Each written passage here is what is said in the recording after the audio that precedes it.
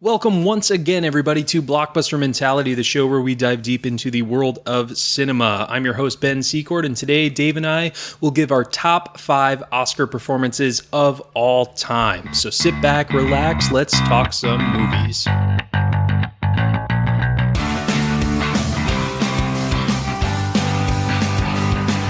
Ben, great to be back in studio with you. We had 2 remotes, and it's just weird, right? I know, yeah. It feels like we haven't done this in forever, even though last time we recorded actually is shorter than, we usually record. Like, we did it on a Saturday. We usually record on Thursdays, but it still feels like forever because we haven't been doing it in person. Right, 1 whole month Crazy. Actually recording face-to-face. It just doesn't feel right over Skype, sitting in my office and everything. So Mr. You even got new equipment since then? I got a new microphone, which, will help the terrible voice do something, right? Make it sound a little bit better. Yes, you sound official now. You sound more tolerable, so that's good. Well, I do appreciate that. But with that, Oscars are behind us. Everyone's still talking about it, and there's always these debates of who's the best, which one puts in the best one, and we love to do top 5s or top 10s.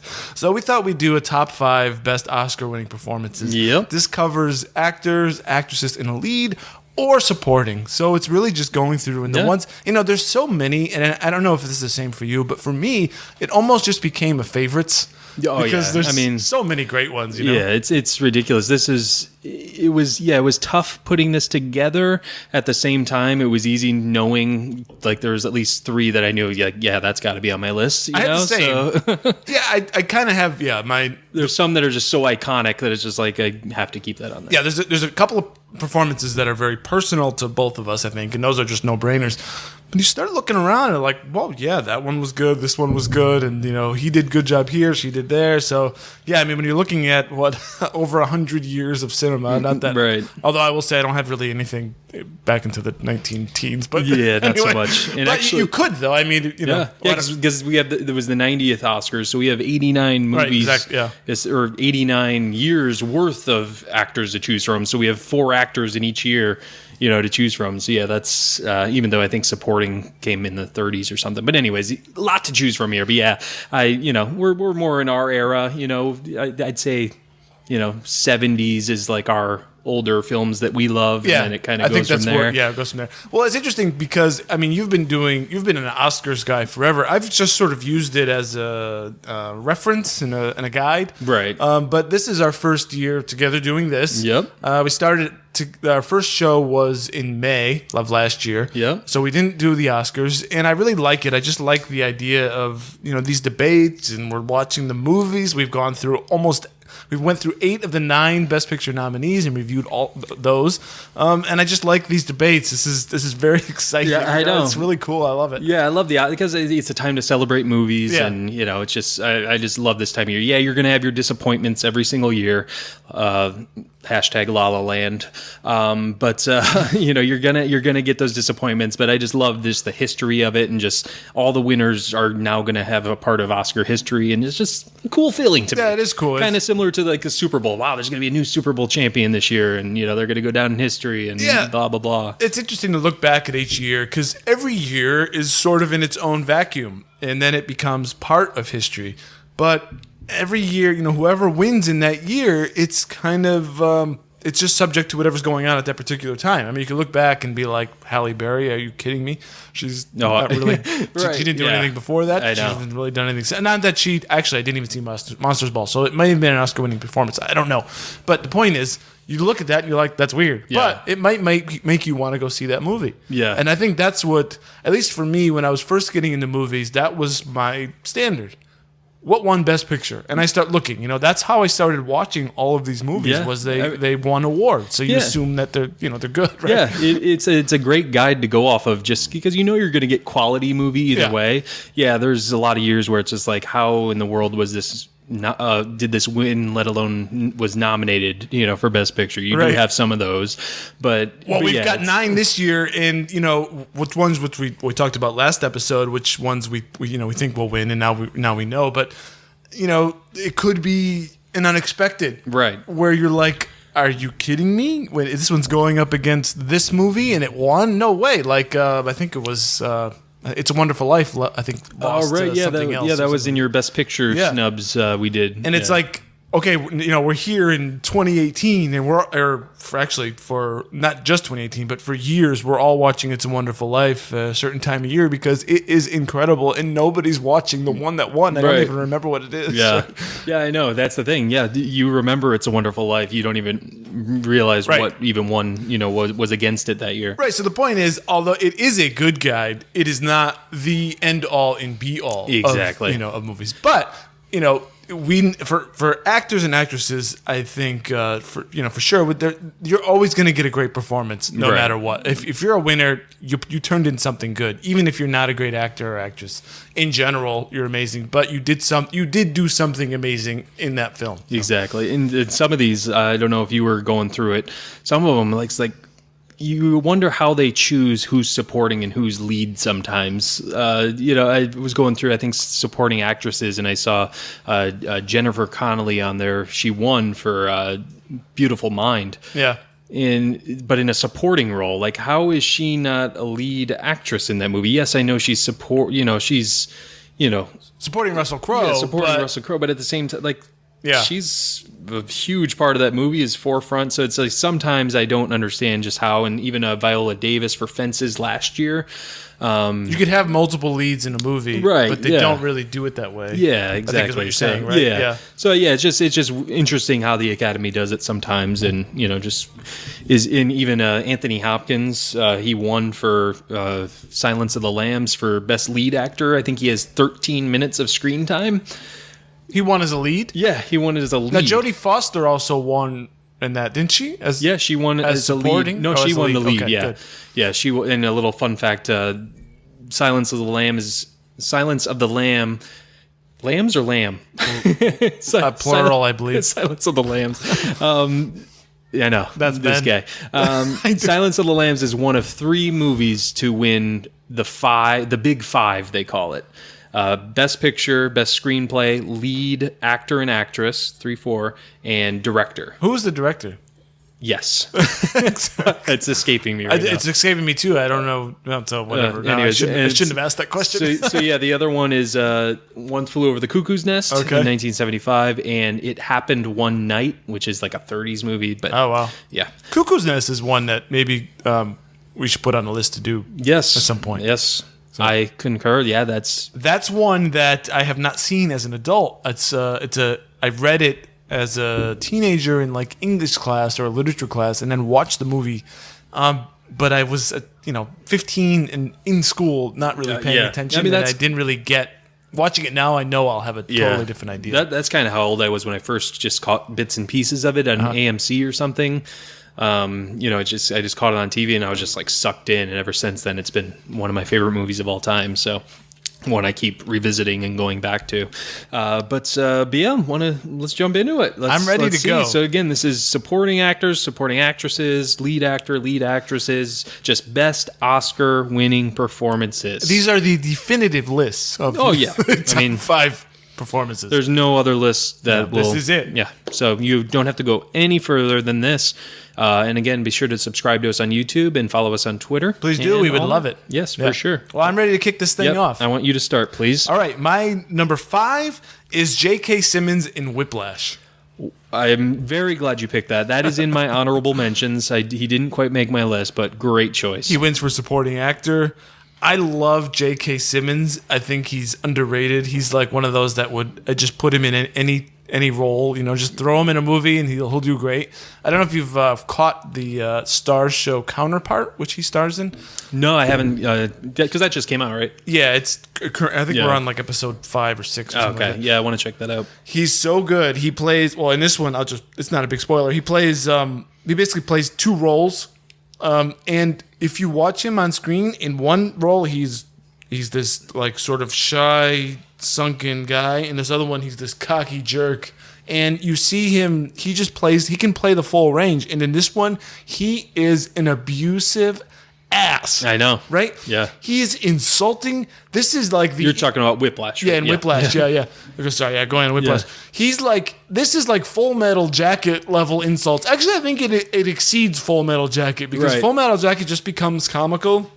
It almost becomes farce. Right. But in Whiplash, you feel like because these musicians, they're staking everything and being able to play in this band and for this guy, and he just destroys them. It's Right. like, oh my God. And Miles Teller is a good counterpart to him, but I just love J.K. Simmons in this. He's so intense. Yeah. Well, first of all, I mean, just the overall movie is just Oh, it's a great outstanding. movie, yeah. Love that movie. Damien Chazelle wrote and directed it. He did La La Land. Oh, okay, But yeah. you feel like Miles Teller in this role. Like you feel like you're walking on eggshells, just like Miles Teller is when you're around J.K. Simmons in this movie. Like he's just so intense and just scary and But then he can play the nice guy too. Like he switches it just like that. That's like, what I'm saying. He just changes his face somehow, and he becomes a different person almost. Yeah, like the ones he's like, not quite my tempo. Like you're like, oh, okay, he's being nice to him at least. He's giving him a chance. Yeah, we're getting there. Yep. Yeah. Come on, 6, 7, 8, and then he walks over, grabs a chair, and chucks it at him. It's like, what the heck just happened here? Yeah, then he just starts slapping him. Am I dragging or am I rushing or something? And just like,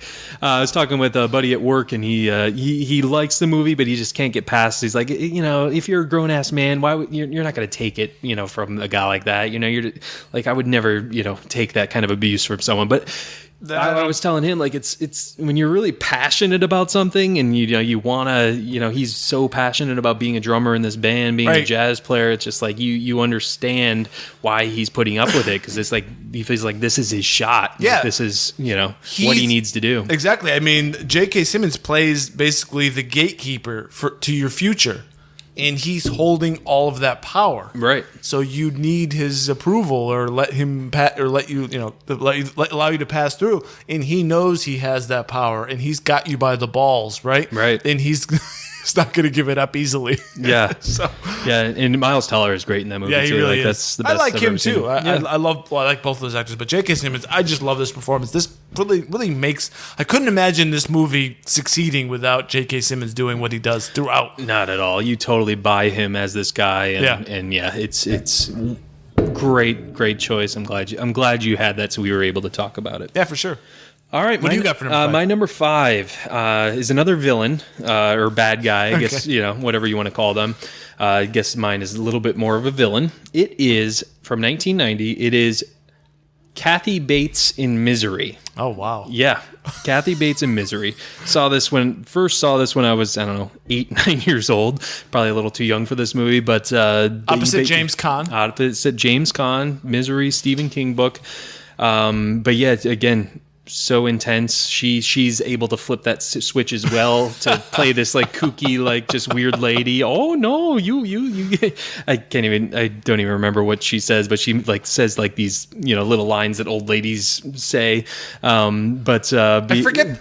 I've seen this so long. He gets into a car accident. Yeah, he gets into a car accident in the snow. She saves him from it, and wakes up in bed. He's an author that she's a fan of. Yep, she's his number one fan. Right. Yeah, she does. Oh my but basically, she then kidnaps him, or he's captured in this house. But yeah, she just comes at this role with such an intensity. She's able to flip the switch like that too, because again, she's seems so sweet and nice, and then another moment she's hitting his legs with a sledgehammer. Poor ankle. Oh my god. But yeah, this movie is one that just stuck with me. Her performance is just unbelievable. I think for me, I don't like her. And I just see her as that person. Yeah, and I can't get past it. Like, yeah. and I know she's a very good actor and everything, but I just see that psycho lady in her all the time. Right, so, I know. It's a credit to her. Right, exactly. It's hard to see past that. But yeah, I mean this movie had me terrified. For a few years after I first saw it. But then with like the piece of wood between his legs. Yeah, and then she does the sledgehammer. Yeah, so she's capturing him because she wants him, because he said he was done with these set of novels. he was writing, but she was like, no, you got to write one more. And yeah, basically. And then he finally writes one, and she comes in and burns the copy he wrote because she didn't like that he killed off this character that she loves. She's just this crazy. Well, how could you lady. do that to your number one fan? Exactly. So that's exactly. totally normal. But yeah, I thought I'd be this is a movie that it got to me when I was kind of young, and then I saw it again in my adult life, and it's just like so captivated and just infatuated with what she was doing. So what was it? 1990? Terrifying. 1990. Yep. I don't think I've seen it since. It's been a while, a number of years. I haven't seen it recently, and I remember it was very disturbing. Yeah, and it made me just not like her at all. And I just, I know. Yeah, it was very uncomfortable. It took a while for me to see it past her because I think then like a few years later she was in Waterboy as his mom. So then playing that foosball. Yeah, foosball. So then I was able to see her as something different. Yeah. So she really was not that nice in that movie either. She's actually kind of not all that nice in really anything she's in. No, but she's a great actress. She is. In this, I had to put it on my list. No, we liked her in Midnight in Paris when she played Gertrude Stein. Oh yeah, she was good in that. Yeah. If you haven't listened, we have a Midnight in Paris episode. Woody Allen. That we do. That's one of both of our favorite movies. Oh yeah, absolutely. Love that movie. All right, so ready to go to number 4? Let's do it. Speaking of Woody Allen, and speaking of female actresses, my number 4 is Diane Keaton and Annie Hall. Really? Yeah. Wow. I basically fall in love with Diane Keaton in this movie. Yeah. She's so charming. She's so funny. She's beautiful. She's just hilarious. She's kind of a mess. She's like wearing these weird clothes, and she's just so quirky, and it works perfectly to go against the Alvy character, the Woody Allen just nutso guy. And she puts up with a lot, and then she kind of puts her foot down, and I just love her in this. I don't know. I don't think this movie would have done nearly as well with any other lead actress. I love Diane Keaton. When she's in anything now, I just smile because she just, I don't know, there's something about her that I'm struck from that movie, that memory of her. I think she's great in this. Yeah, I love that movie. I love Diane Keaton. I love that character. But yeah, I mean, it never struck me to put her on my list. What? It's just, I don't know. It didn't seem like it was just out of this world performance. It just seemed like she was, just playing herself. For me, it didn't, She is the ground of which allows like the Alvy character to be his weird strangeness. Yeah. So it goes back to her. She like can push back on him. It makes him, I don't know. She's more like. It's just a great counterpart, and I don't think the movie really works without her performance. So yeah, no, I mean I agree. Yeah, I mean she is the whole movie. It's named after her character, so But yeah, that's a good choice. I'm glad we're having some variety here. But yeah, I love that movie. I know because we're starting with this huge pool of people, right? So we're gonna have completely different views, and we come across different movies at different times and all that. So this is great. I mean, I would have never picked Kathy Bates. I mean, it's an amazing performance, and she was menacing.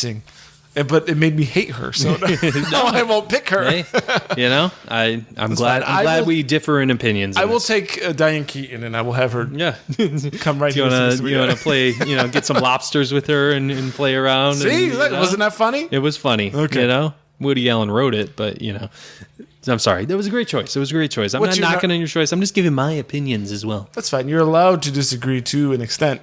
Just your list is the correct one, right? Obviously.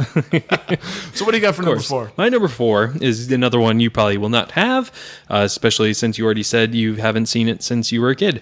Jack Nicholson in One Flew Over the Cuckoo's Nest, 1975. Again, I love this movie. It's in my top 10 of all time. Jack Nicholson, he's perfect for this role. This guy who basically, fakes being insane so he doesn't have to, be imprisoned at this work camp anymore. He's smart. He's smart. Guy. Or so he thinks. Yeah, right. So he thinks. Little does he know. Didn't know what he was getting into. Exactly. Yes, exactly. It's just I love the turn of this character, just from going to this, this careless guy who's just like, whatever. I'm defeating or beating the system. I'm getting mine on theirs. I'm one upping them because they think I'm crazy, but really, who's the crazy one? But again, little does he know, just the turn of his character from being that careless guy to then basically going insane himself, from, because he's working with Nurse Ratched. Yeah, the environment. Yeah, the environment is just like makes you crazy. Exactly, like because the way it is crazy. The way everyone operates, right. The way they act, it makes you start. Yeah, you're can't whatever. process this. And it kind of just speaks on whatever your surroundings are. I mean, you're gonna adapt to that. Right. You're gonna evolve and become that thing, even if you hate it. It's even if you're surrounded by negativity, you're surrounded by hate, you're going to start being a negative person and a hateful person. Right. It's kind of like that. So losing your mind is not that difficult. Yeah, exactly. Unfortunately. Yeah. And again, thinking he's the smarter person by going here and just realizing, just how condescending the nurses are right. and just, everything. And it's just, in the one scene that really sells me, for that is, he's trying to, turn the ball game on at right. one point in the movie. He's trying to, it's the World Series, you got to turn the ball game on, and he turns it on, and then the nurse comes over and turns it off. She says, these guys, it's not TV time, or you can't, watch what you want. You need a vote from everyone else. So right. he goes around and, gets the votes he needs to be able to turn on the TV and watch the ball game. She's moved on by now while he's trying to get the votes. He finally gets this one guy, Chief, who never does anything. He finally raises his hand, but she's moved on. She's, they're a structured place. And he says, "You're not going to say that now, not now." Just the way he reacts to that, and you just feel his pain. You feel the madness he feels. Like, are you kidding me? You just said what I needed to do, and now, it's making me crazy just thinking about it. Just the way, and that's an honorable mention. I'm just going to give away right now is her name's escaping me, but the chick that played Ratched, Nurse Ratched. Yeah, but no, but that's like Nicholson at his best, yes, right? When exactly. He's just like losing his head. Yeah, and I know we talked about Daniel Day-Lewis, or not Daniel Day-Lewis, Samuel L. Jackson kind of becoming a caricature of himself. Yeah. I'd say Jack Nicholson, could have become that as well. He kind of did, but in this movie, this movie is just, you really see his acting power, and just, Louise Fletcher, that's her name. Sorry. But yeah, you really see his range and what he can really do as an actor. Yeah. And you feel what he feels, and just, I could not leave him off my list. And, fantastic choice. I think, as we're talking more, this is definitely one we should put on. I agree. Yep. But that's my number 4, Jack Nicholson in One Flew Over the Cuckoo's Nest. Good. That's excellent. So ready for me to move on to number 3? I sure am. All right. Let me see if you can guess this one. Bastard from a basket. Daniel Day-Lewis. Should I say? No. It's my number 2, so whatever. We'll talk about it. So Daniel Day-Lewis and There Will Be Blood. Yes. Daniel Plainview. I just love this performance. I don't care what he's doing in this movie. He could just be like a farmer and just be mad at the corn for not growing. Right. I could just watch this man in this movie. I know. Him and Paul Thomas Anderson teaming up. They're outdoors it's just it looks great. He's struggling. He's angry. He's just this crazy man. You watch him just descend into madness. I love it. It's just so great. Even the more I think about it, I think I'll say I'm not even sure this is really a great movie. I think I'm coming more to that conclusion. It's just really an amazing performance. Yeah, it really is. Yeah, I mean, this is one of those movies you go back to for the performances. Yeah, because I couldn't tell you what 100% the story is, other than, I mean, it's a simple story, really. I mean, other than he's just an oil man who's drinking milkshakes. Yeah, drinking milkshakes. I mean, really. I mean, that's what it is. But you go back for the performance time and time again. It's so good, unbelievable. Yeah, I mean, again, this is my number 2. This is just something that I can't take my eyes off of anytime it's on or anytime I flip it on. It's just so captivating. So for Daniel Day-Lewis, I actually haven't seen My Left Foot. Have you? I started to one time and never finished. Not because it was a bad movie. It's just, again, I always start movies and for some reason never finish them. But I want to say, what you think is maybe I haven't seen In the Name of the Father except for just bits of it. So, but I don't know. I haven't seen his full catalog, but I think this is the best I've ever Yeah, seen. no, absolutely. Yeah, I think this it's- far exceeds Lincoln. Yeah, Lincoln was great. I mean, his performance in Lincoln was great. Lincoln was a boring ass movie, but his performance in Lincoln is amazing. Phantom Thread is great. What do you think his performance in Lincoln's better than this? Oh, no, that's- okay, no, okay. no. That's what I. Yeah, no. No. Yeah. Lincoln is not a great movie. His performance in Lincoln is good. In some moments, he's got great moments, but in general, but yeah, There Will Be Blood is far Every better. scene in There Will Be Blood, you're just. Whoa. Oh my God, what are you Just the way doing? he talks, Well, like yeah. he is this character. Well, that opening scene is nothing but him just climbing out of a hole, basically, right? And you're still like, what do you? Yeah. what do you got? That's what I mean. He could just be like tilling soil, and I would watch. I mean, but yeah, then he has this crazy scene, like, I abandoned my boy, I abandoned my child, that whole scene, just like, Yeah. he does have some pain in his heart, he's got guilt, you find out just a little tiny bit in that scene, although he could have been doing it for show, but at the same time, You don't know. He leaves the- it. It's not clear, really. Did he learn anything? Did he? Right. Does he actually regret any of the decisions he's make? Like, I don't know. He's just really just crazy. Yeah, exactly. Yeah, it's just unbelievable. So yeah, I mean I'm glad you had that on your list because I have it as number 2. Yeah, it's just so infatuating. Yeah. But Well, so yeah, that's all I got on it. I Yeah, mean, we've talked about this performance many times already. So yeah, I know. Exactly. I'm ready for you to hit your number 3. Let's do it. All right, so my number 3 is none other than Heath Ledger in the Dark Knight 2008.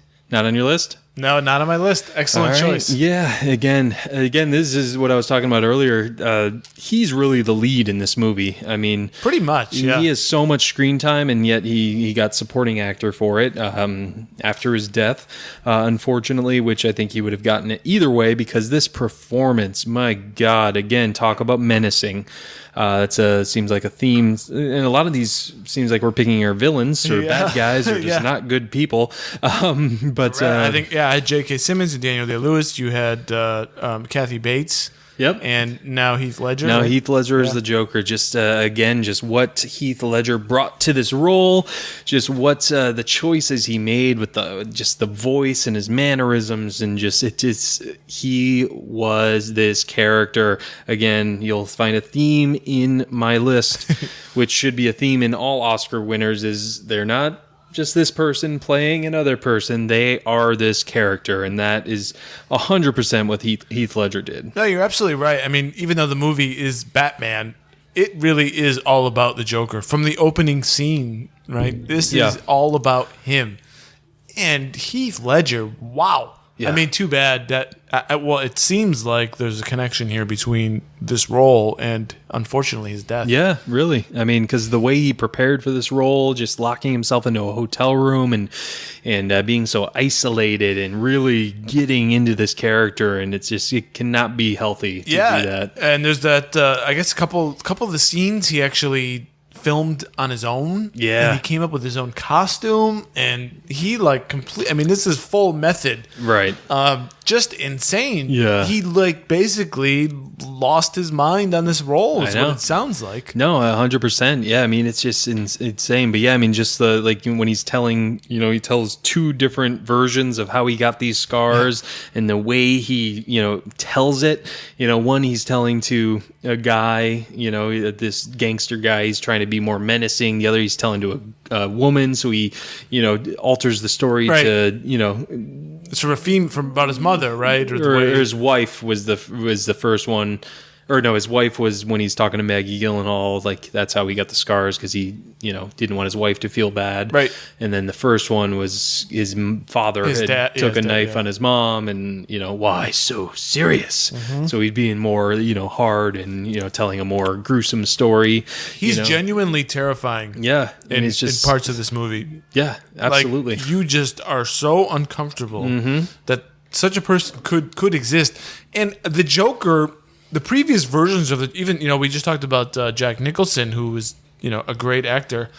But that's a very different Joker. Yeah, than exactly. Heath Ledger. Yeah, I mean that's kind of Jack Nicholson becoming a character of himself is the start of it, anyways. Yeah, I mean, exactly. I love that Joker. I think it's a lot of fun and Dancing and the boombox and all this nonsense. Exactly. Like basically, that was him just playing himself. Whereas Heath Ledger, like obviously the makeup has a lot to do with it, but you cannot tell it was Heath Ledger just by looking at him, just by again the way he talks and the choices he made, the way he walks. He has this like presence about him, and just he licks his lips and just his has voice. these little twerks. Yeah, his voice is just It's not a normal voice. right. Yeah, it's just strange.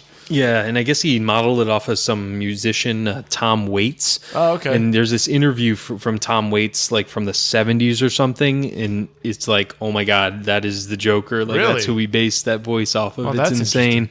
But yeah, the Joker. I mean, this is such an iconic role. It's just we're still talking about it 10 years later. This is what we compare comic book movies now to. Oh, there hasn't been anything close to Exactly. this. There may not ever be one. And without Heath Ledger as the Joker, I don't think we'd be talking about The Dark Knight the same. I don't think so either. This is a fantastic film, but yeah, I mean, it could not have been, even with Christopher Nolan. Christian Bale, I don't love Christian Bale, but yeah, Heath Ledger makes so much of this movie. Now, did he win after he died? Yes. Okay. And Yeah, because he died before actually Dark Knight even was released. Okay. Yeah. Oh, yeah. Okay. Now I'm thinking back. That's Yeah. right. So this isn't one where the Academy rewards someone, for not rewarding them for their death, but you know what I'm saying? Where it's like, they Yeah. died and we feel sad and there's like a sympathy and we're going to give them an award. This is not that at all. Not at all. This is, poor guy. I mean, jeez, but he absolutely deserves Yeah. this. He absolutely deserves to be on this list. Yep. A great call. Yeah. So yeah, Heath Ledger is just another one that I'm just captivated in every time I watch. So. Great. So this one made my honorable mention, which we'll get into in a bit. Yep. So great call. My number 2 is F. Murray Abraham and Amadeus. Interesting. Really? Yeah.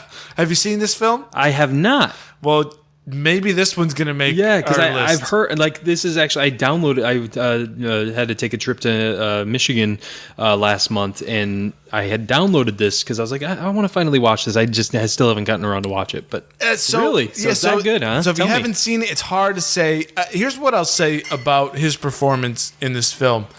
This is the movie where. Where you go back and I'm sure you do this too, where you go back and you rewind a line that somebody says because it's so good. I'm doing this throughout.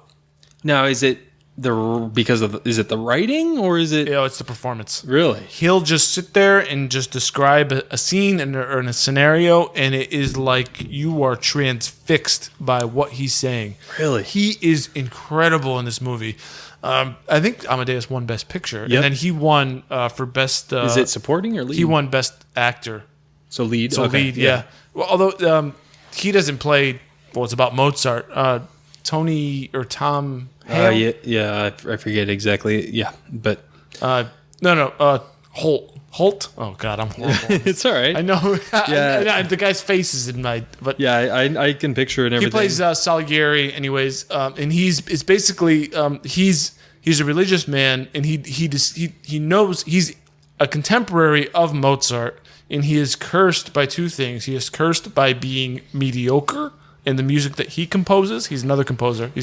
And he realizes he's nowhere near as good as Mozart. Okay. But he also has the ability to recognize how amazing Mozart is, and he hates Mozart for who he is, and he feels like God has cursed him to have this knowledge, but also to not be able to be able to write such beautiful music that would honor God, that Right. sort of thing. So he's angry and jealous, and he hates everything. Really? So that sounds like because you really like the movie too. the movie obviously, is yeah. incredible. Man, yeah, I can't believe this has escaped me for so many. Tom Holtz. Oh, Holtz. Hulce.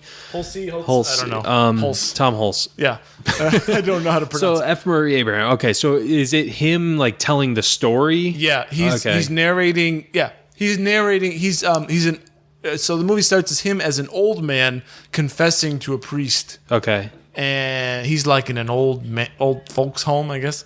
and confessing to the priest of some things that he did and taking him all the way back to the story of how he met Mozart. Yeah. And it's an incredible film, and his performance is just awesome. And I love F. Murray Abraham, and he's not in a lot of stuff, but when he's in things, he's in Homeland and just little roles here. He always dominates the screen. Does he play the young version of himself too, or does someone else? Okay.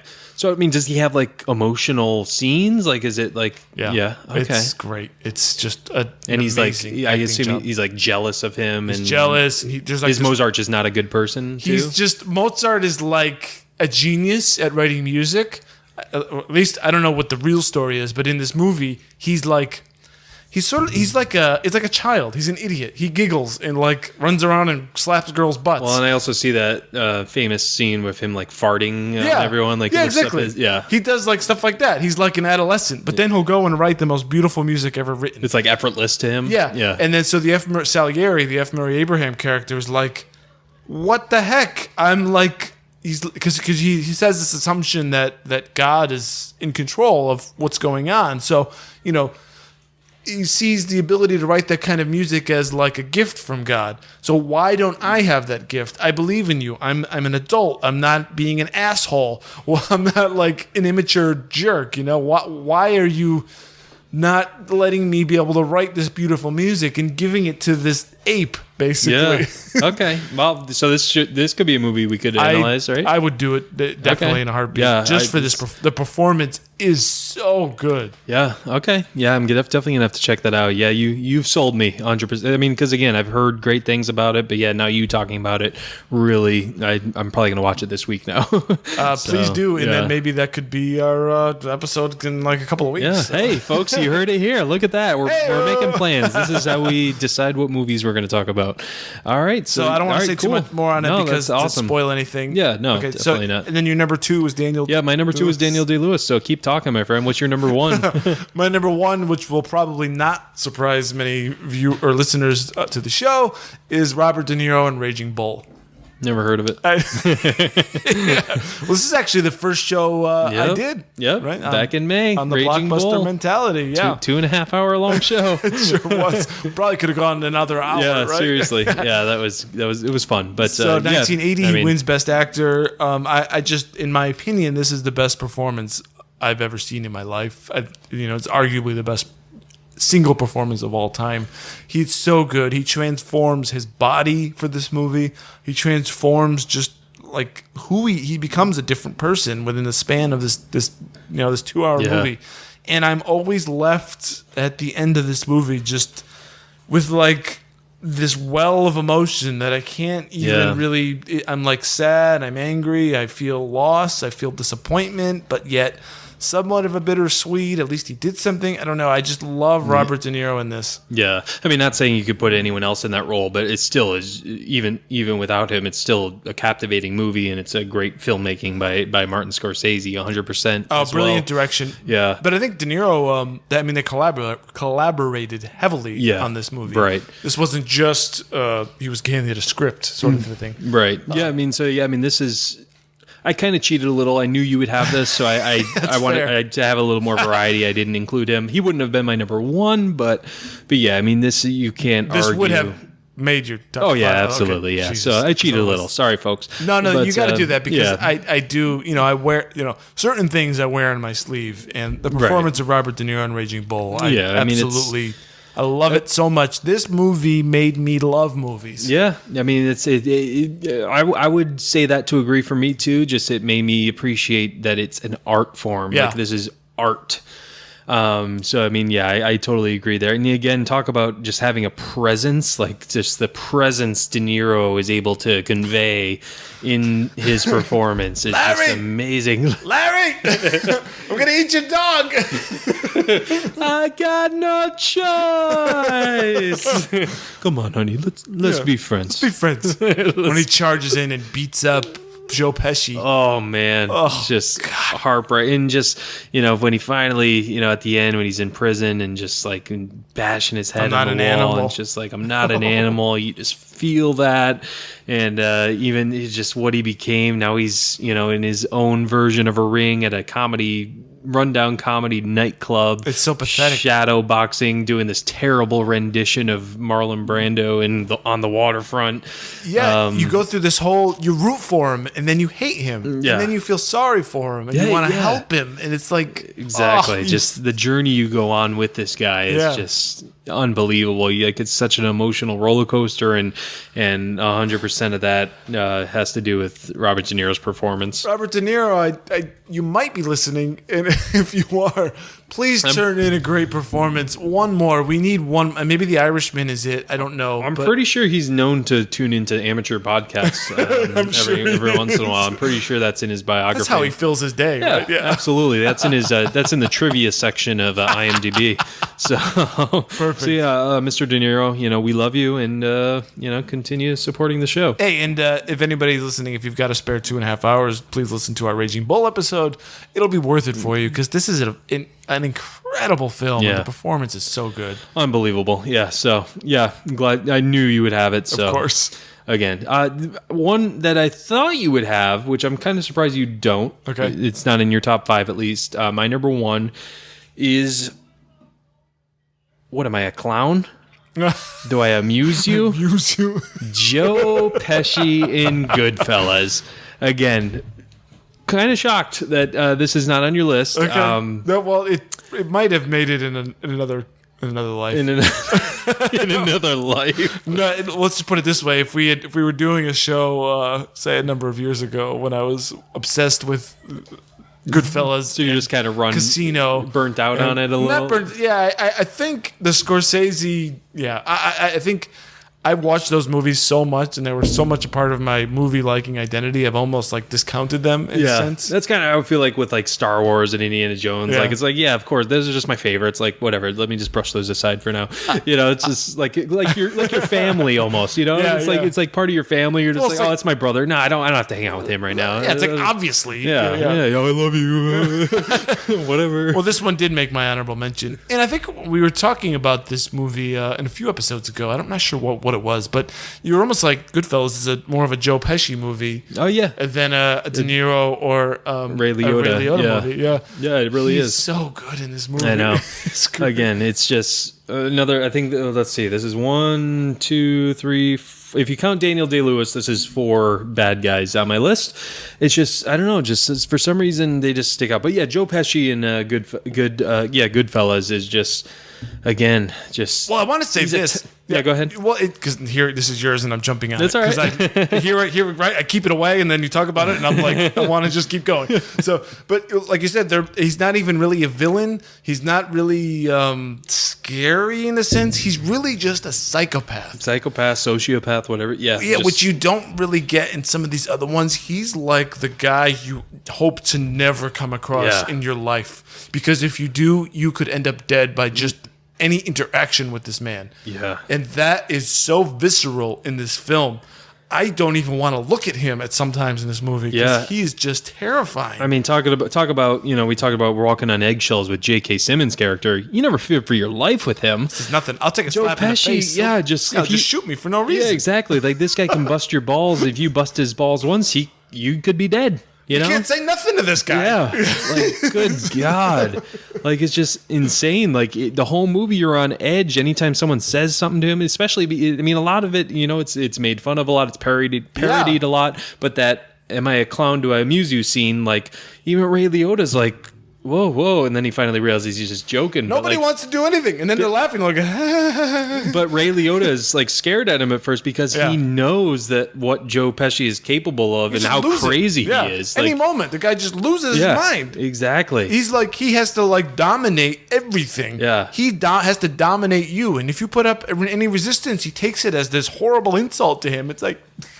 Yeah. You're nuts. Yeah, because when he finally shoots the kid from the Godfather or the kid from the Sopranos, when he finally shoots him, it's because De Niro's like, "Whoa, like, oh, what? You're not gonna say he just busted your balls? You're not gonna say anything? What's the world coming to?" Like De Niro's just like, He's just busted he's playing it. around. Just He's playing around. Pesci takes it like He's like, "What are you gonna challenge?" Yeah, like, because Robert De Niro's like, "What are you gonna do about it? Huh? What are you gonna do?" like doing tomorrow.